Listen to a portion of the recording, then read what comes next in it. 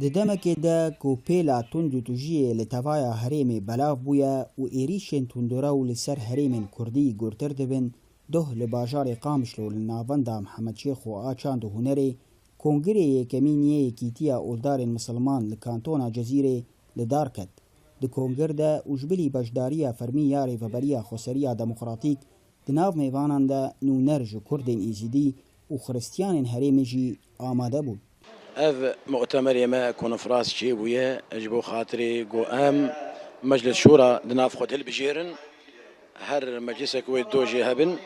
û berpirsyarê meclisa şûra jî hebe ew bi xwe jî bi dewra Reîs Îtîhad Ulema el Muslimîn jî bê di roja ava de. Ya dîtirê jî her kes ku em gazinê xwe digihînin hev em ji hev çêwirin. Ev Kongrê İslamî ê Yekîmîn li kantona Cezîrê tê girêdan ji bo encamên jê derkevên em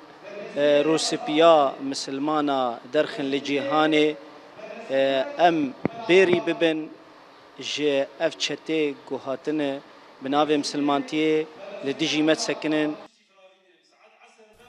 Di gotina Yekîtiya Oldaran de hat amajekirin bi bihtir ji deh xalan yên herî giring girêdayî bûn buwarê jinê, ciwan û nûjenkirina gotara İslamî diriya projeyekê de her wiha avakirina komîtan ji hemû olên kantonê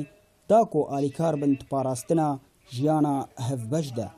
او وثیقه مدینه که پیغمبر تمام ملت و رنگ و دیانت قبول کرد من چادر وطنیت ده یعنی دولت وطنی آبا کرد نه دولت دینی آبا کرد هم دخوازن و نرینه جار کی ده وگرینن جبر ولو ودی د اندام ما د عرب هن میوان هدجی هبون مسیحی میوان هبون ایزیدی میوان هبون اب کسانه حاضر بون و ما نرینا خو به خطاب کی نه خطابها قبول كرنا انسان جا انسان ري ام چقسي مخالف بن جهبره لين ام نبن مقاتل جهبره داوی پشتی شوپاندنا hinek pêşinyar ji aliyê mêvanên beşdar yên ku bihtir rawastiyan li ser mijarên mîna, mêrdayîna qîzikên biçûk û pirjimara hevseran serok û endamê encûmana şêwermendî hatin helbijartin. ev mutemerê ha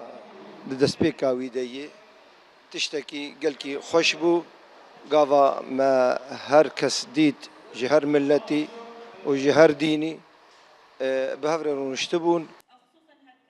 Têzanîn ku Yekîtiya Oldarên Misilman li kantona Cezîrê di pêncê meha çaran da 2014 hatiye damezrandin û tê bi rêvebirin diriya encûmana şêwermendî ya goş 15 endaman pêk tê di nav wan de du jin û li gorî rêveberên wê ew saziyeke serbixweya ji saziyên civaka sivîl ne girêdayî bi rêveberiya xweser ve û di kar û barê olî de kar dike. Canû Şakir, Orient News, Qamişlo.